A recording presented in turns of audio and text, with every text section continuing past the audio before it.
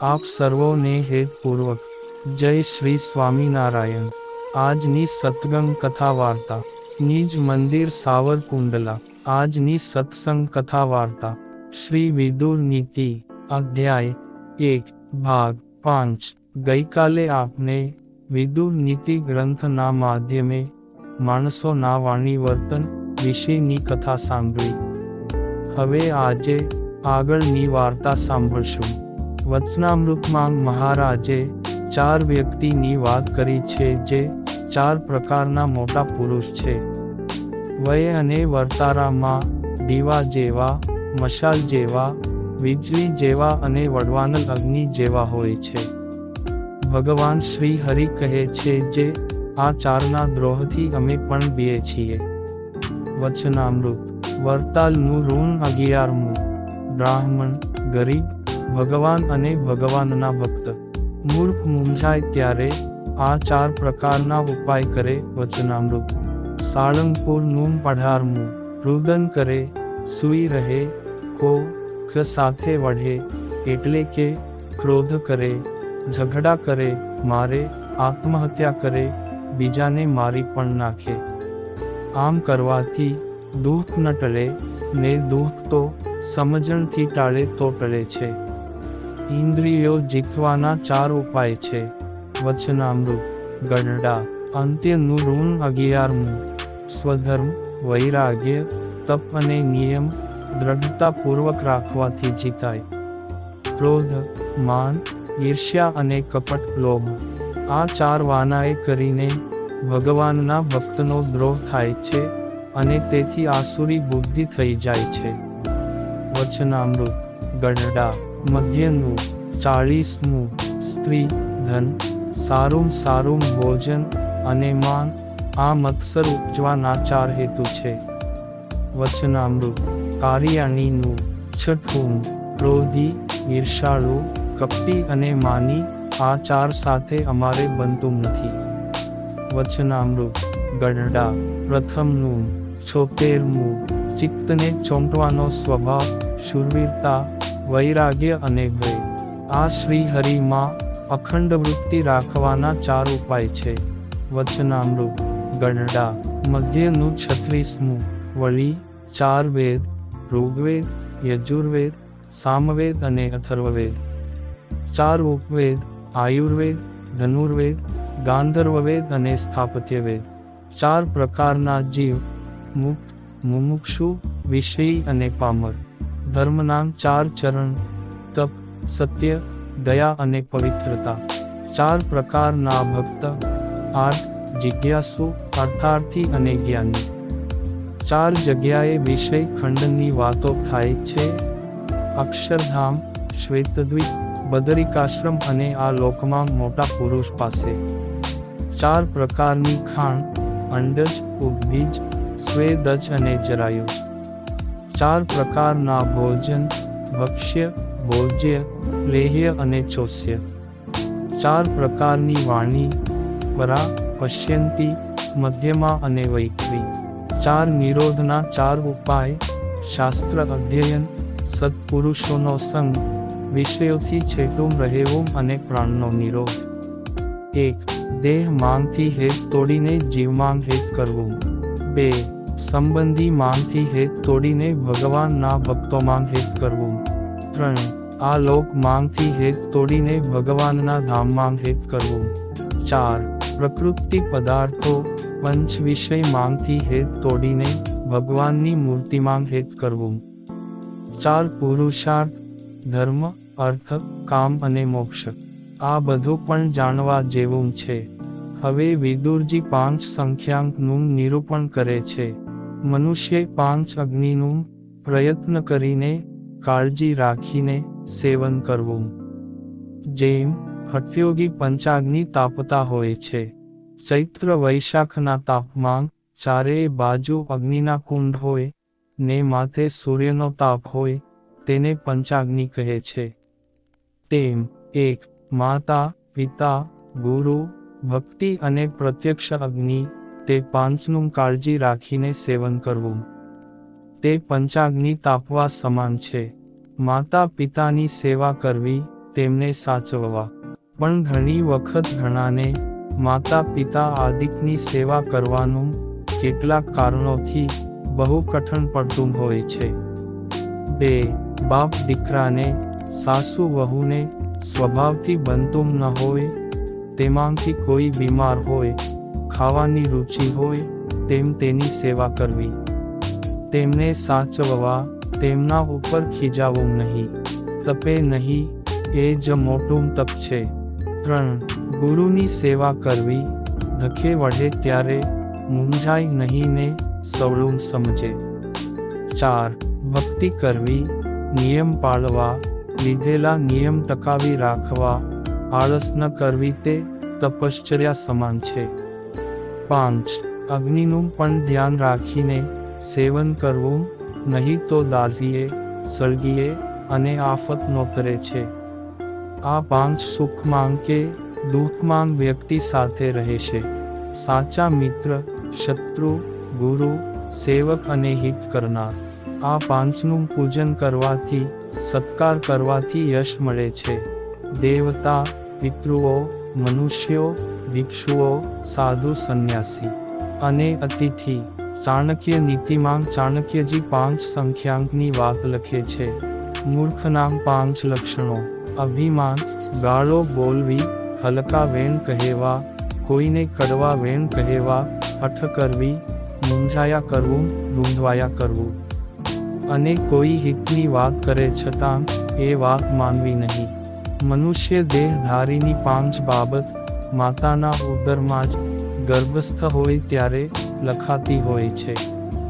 આવરદા, કર્મ, ધન, વિદ્યા અને મૃત્યુ ગર્ભમાં જ લખાતા હોય છે.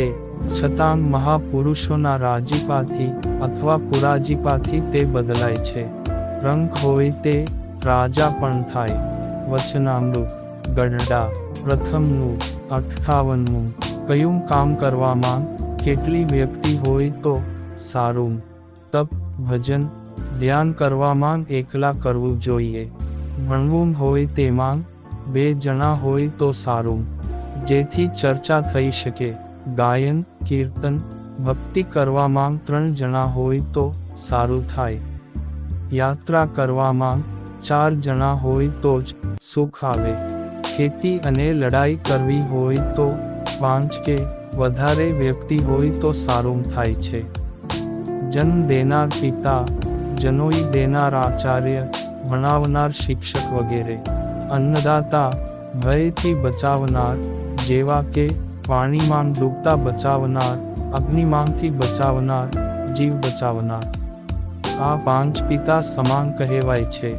રાજપત્ની, ગુરુપત્ની, મિત્રપત્ની, માસી, જન્મ દેનાર માતા, જનેતા.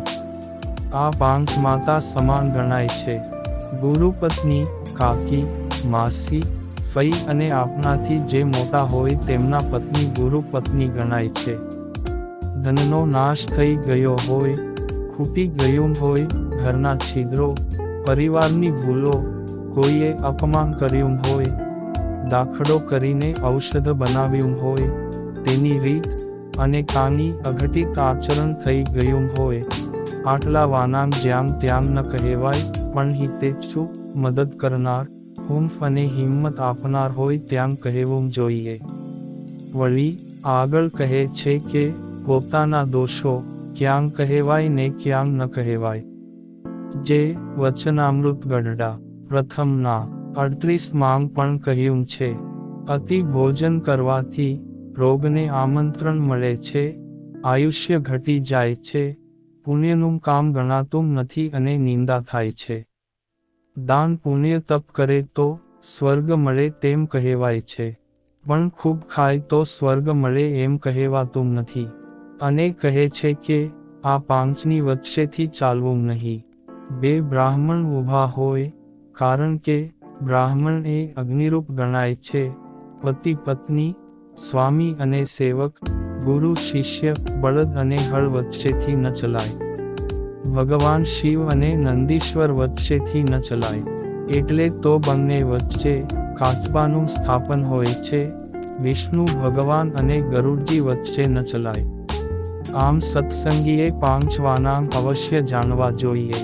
તેમજ આગળ જાણવા જેવું કહે છે કે પાંચ અનાદિ તત્વ જીવ, ઈશ્વર, માયા, બ્રહ્મ અને પરબ્રહ્મ, પંચદેવ વિષ્ણુ, શિવ, ગણપતિ, પાર્વતી અને સૂર્ય, પંચ પ્રાણ, અપાન, વ્યાન, સમાન અને ઉદાન, પાંચ યમ, સત્ય, અહિંસા, બ્રહ્મચર્ય, અસ્તેય અને અપરિગ્રહ, પાંચ નિયમ, શૌચ, સંતોષ, તપ, સ્વાધ્યાય અને ઈશ્વર પ્રણિધાન, પંચ મહાપાપ, બ્રહ્મહત્યા, મદ્યપાન, સુવર્ણની ચોરી, ગુરુ સ્ત્રીનો સંગ અને આ ચાર માંથી કોઈ એકનો સંગ કરનાર, પંચ ગવ્ય, ગૌમૂત્ર, છાણ, દૂધ, દહીં અને ઘી, પાંચ ઝેર જેવા પાપનો પૈસો, થાપણનો, બીજાના ભાગનો, દીકરીનો પૈસો અને પ્રભુના ભાગનો, પાંચ પ્રકારના જીવ, એકલો જીવ ભજન કરે, ભજે અને ભજાવે, સારાની ઓથે ભજે, ભજે જ નહીં અને બીજાને પણ ભજવા દે નહીં, પાંચ પાપના સ્થાન, ખાંડણીઓ, ઘંટી, ચૂલો, સાવરણી અને પાણિયારું, પાંચ ઋણ, બ્રહ્મ ઋણ, દેવ ઋણ, મનુષ્ય ઋણ, ભૂત ઋણ અને પિતૃ ઋણ. જીવન જીવવા માટે સમાજના લોકો, પશુ પંખી, વૃક્ષ અને માતા વગેરે પરિવારના આ પાંચના આપના ઉપર ઉપકાર છે. પાંચ પ્રકારે ના સમજવી, કાની માગીએ ત્યારે બોલે નહીં, ઝાઝીવાર લગાડે, પરિયાણ કરી જોશું, એમ કહે, આપની સામું ન જુએ ને આડા અવળું જુએ, કાન નીચે જોઈ જાય, બીજા સાથે વાતો કરવા માંડે ત્યારે સમજવું જોઈએ કે આ વ્યક્તિની આપણને ના પાડવાની ઈચ્છા છે. આ રીતે મહાત્મા વિદુરજી ધૃતરાષ્ટ્રને ઘણી ઉપદેશાત્મક વાતો કહે છે. હવે વિદુરજી 6 સંખ્યાંકનું નિરૂપણ કરે છે.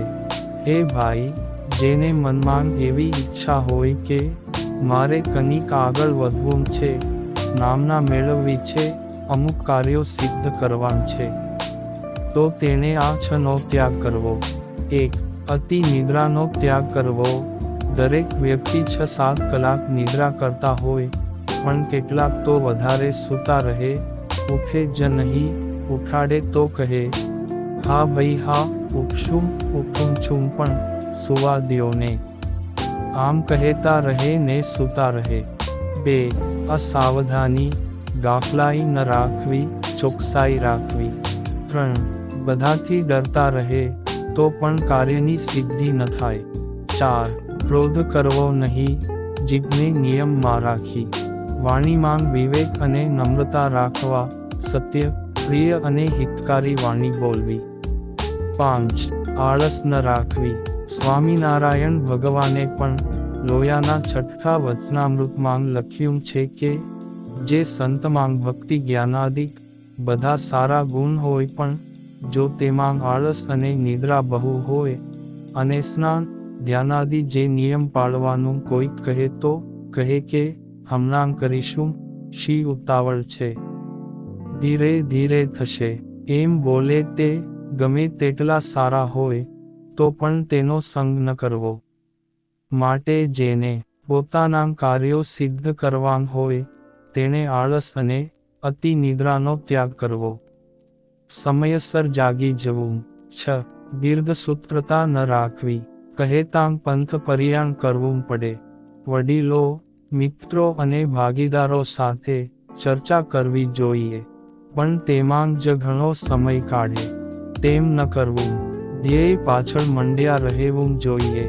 કોઈ પણ કાર્ય કરવા સંકલ્પ કરીને શરૂઆત કરવી, કર્યા પછી તેમાં સાવધાની રાખવી, ગાફલાઈ ન રાખવી અને ધ્યેય સિદ્ધ થાય ત્યાં સુધી કર્યા કરે, મંડ્યા રહે, કંટાળે નહીં તો અવશ્ય કાર્યસિદ્ધિ થાય છે. વિદુરજી કહે છે, હે ભાઈ, આ 6 ગુણો જે રાખે તે સુખી થાય છે. 1. સત્ય બોલવું. 2. શક્તિ પ્રમાણે દાન દેવું. 3. મહેનત કરવી. 4. કોઈની ઈર્ષ્યા ન કરવી. 5. ક્ષમા રાખવી. અને 6. ધીરજ રાખવી. હે રાજન, આ લોકમાં આ 6 સુખ શાંતિ આપનારા છે.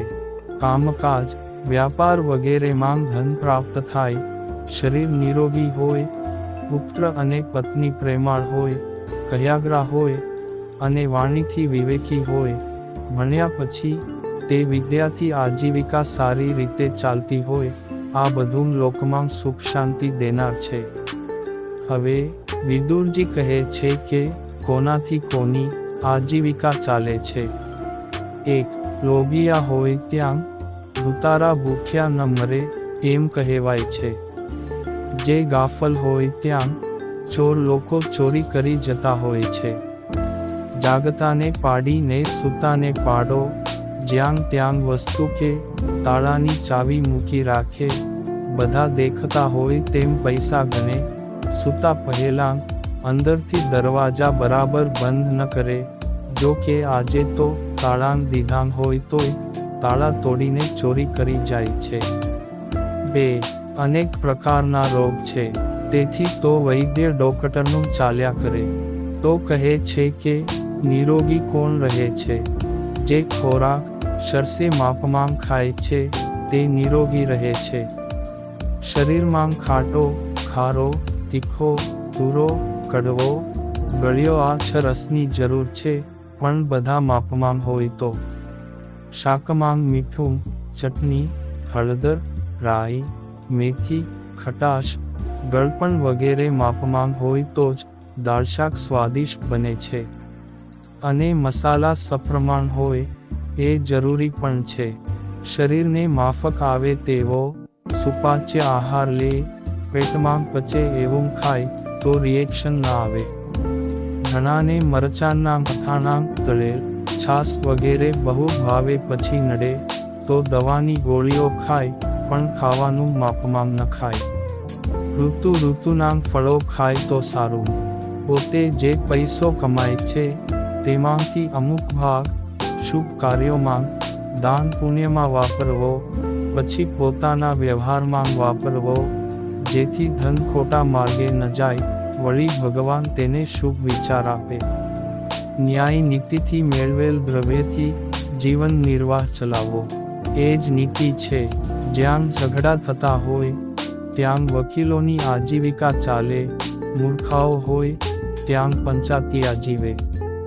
જે સદ્ગૃહસ્થ આ 6 વસ્તુનું ધ્યાન ન રાખે તો તે જલ્દી નાશ પામી જાય છે. 1. ગાય, ભેંસ, બળદ, ઘોડા વગેરે પશુઓનું ધ્યાન ન રાખે. ઘાસ ચારા નાખવા, પાણી પાવું, બીમારી વગેરે વખતે ધ્યાન ન રાખે તો તે ઉપયોગના સમયે કામમાં ન આવે. ગાય અને ભેંસ દૂધ પણ ઓછું આપે. 2. કોઈની ચાકરી, સેવા, નોકરી કરતા હોય પણ જવાબદારીપૂર્વક ફરજ ન બજાવે, વાણી વર્તન સારા ન હોય તો છૂટા કરે, તાકીદ કરે, આથી માનસિક તણાવ વધે. 3. ખેતી કરતા હોય પણ કાળજીથી સમયસર ન કરે, વાવણી, નિંદામણ, રક્ષણ, ખાતર અને પાણી વગેરે સમયસર ન થાય તો જોઈએ તેવી નીપજ ન આવે. ખેડ, ખાતર અને પાણી. 4.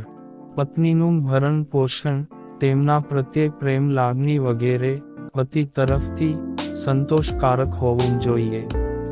અન્ય પુરુષો પ્રત્યે અતિ સંપર્ક ન થાય તે બાબતનું પરિવાર તથા પતિએ ધ્યાન રાખવું પડે, નહીં તો સંસાર દુઃખરૂપ થઈ જાય. 5. ભણેલી વિદ્યા ભૂલી ન જવાય તે માટે ચિંતવન, મનન રાખવું જોઈએ. 6.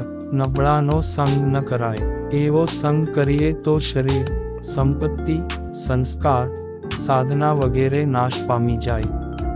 મહાત્મા વિદુરજી કહે છે, હે ભાઈ, આ 6 દોષોને જે વશ કરે તે જીતેન્દ્રિય કહેવાય છે. કામ, ક્રોધ, લોભ, મોહ, મદ અને મત્સર. અને ખાવું, પીવું, બોલવું, સ્પર્શ વગેરે પંચ વિષય વિના જીવ રહી શકતા નથી. તેમ છતાં જે મર્યાદા માંગ રહે છે અભાવે સહિત ઉપયોગ કરે ને ભગવાન સંબંધી પંચ વિષય ભોગવે તે જીતેન્દ્રિય કહેવાય છે.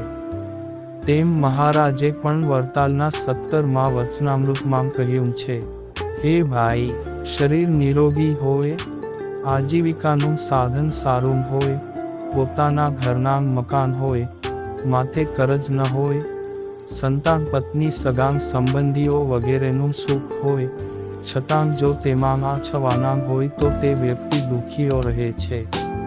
ઈર્ષ્યાળુ, અત્યંત ક્રોધી, શંકાશીલ સ્વભાવ, પારકાના અન્નથી જીવનાર, અસંતોષી, બીજાનો તિરસ્કાર કરનાર, બધું હોવા છતાં પણ આછવાના હોય તે હંમેશા દુખિયા રહેતા હોય છે.